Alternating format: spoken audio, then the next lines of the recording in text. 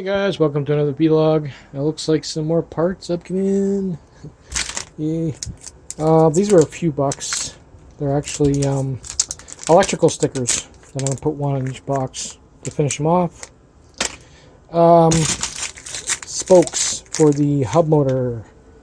Yeah, hopefully they work first time around. These are 151 millimeters. And it came with a 3-spoke wrench. Yeehaw. I couldn't really find a 2-inch fender for the back, so I was thinking maybe I would use some of this. I just basically bend it to wherever you want, and then you just tuck it in there. I mean, that would work. It's carbon fiber, it'll match the box. Yeah, it'll look cool. I'm not big on that though. I wonder if I can get rid of that. Yeah, we'll see. Anyway, other than that, not much is new. I'm looking forward to redoing that. And hopefully I can get it on the bike. I still have to order a cluster for it. I kind of forgot about that. I'm still working with the old style. And I have nothing like that around. So we'll have to look into that. We'll have to make it nice and neat. Once I lace it up and everything else, I'll preset it up with one of the controllers that are going to go in the bike.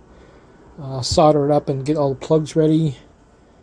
Put the extra controller right here, because that's the only place it's going to go. We'll have to make brackets probably to hold it in there. And slap the wheel on. Hook up the throttle, and yeah, we're good to go. Well, I mean, I'm still going to have to get some brakes. That really sucks what happened with that. It's weird. It's literally like the whole brake system just decided to go, you know what? Today's the day. And like I said, this master cylinder leaks every time you squeeze it, and the rear caliper leaks out of the seals from the pistons. So they're done. I knew that was going to go bad anyway. That's the one that always overheated and you could smell it. So that one's killed. I really didn't fit brakes into the budget, so basically going to just pick up a $90 set of zooms and just basically swap the parts out. I don't have to flush the lines, because I used half a container of this on already to find out they're dead. So this is actually legitimate mineral oil versus using baby oil. So anyway, I figured I'd show that.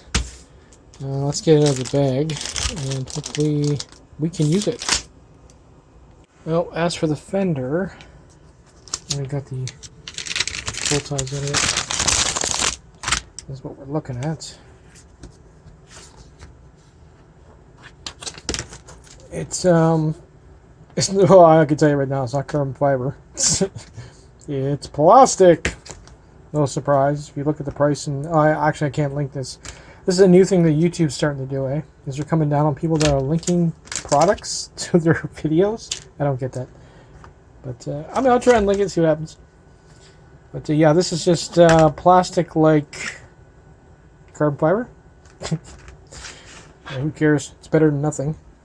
And it gives it sort of a finished look. Hey, you know what? That will work. Holy shit, that'll work.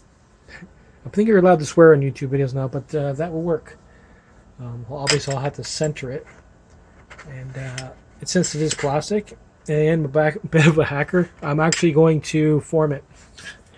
Since it doesn't matter what you do down here, it's always going to be flat on the top. It's going to look kind of retarded. So what I'm going to do is I'm going to heat it up in the middle, and then slowly bend it till it's like that without tension. That'll work. Sweet. Well, I don't think I would have got the spoke size for this hub if it hadn't been the fact that I've worked on wheels in the past. Sulky wheels too as well. But as you can see, if you line it up with the nipple, or the head there, it's almost touching the rim, but not quite. I'll leave a little bit of wiggle room for the nipple, so we're good. But at least we're not going to run out of threads, because that's what we have on these here, is they're turned right to max, and they just keep spinning. So obviously they don't fit. These will work. I got tons of work to do, guys. This is even more of a pain in the butt, because now do I try and save the spokes because they're brittle to start with? sit there for hours turning them, or I just cut them out one at a time. Probably end up cutting them up. I just don't have the time, and some of these, like I said, are bottomed out and they just spin freely, so they're probably stripped anyway. So, but yeah, this is gonna be fun. I definitely got to get this on the bike before I even ride it. It's dying to try both motors.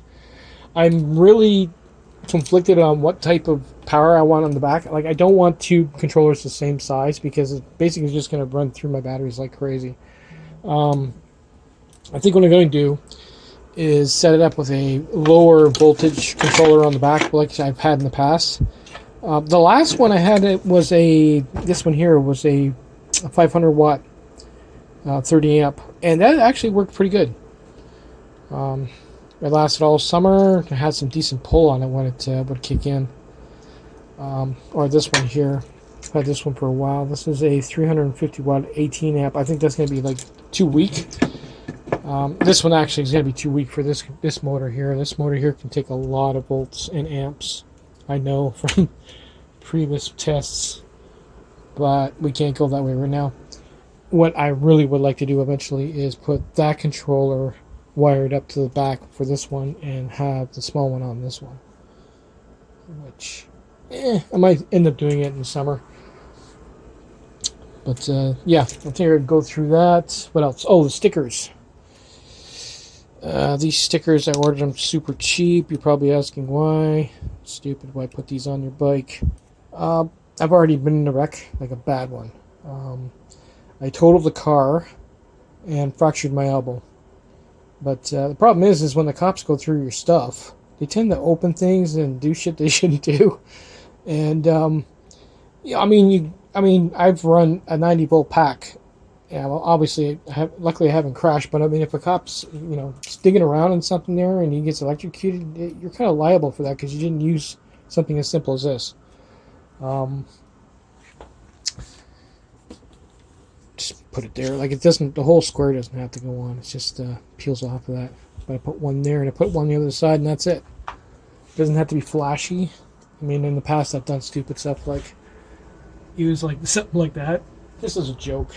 Or I could put one right on the back of my helmet here. Yeah, I'm the electrical man. But no, I think it's kind of important. And from previous experience in crashing, it's a good thing to have. They said my bike was very heavy. They don't say. Anyway, take it easy, guys. When I get this going and do some tests with the controller, I'll post another video. Later, guys.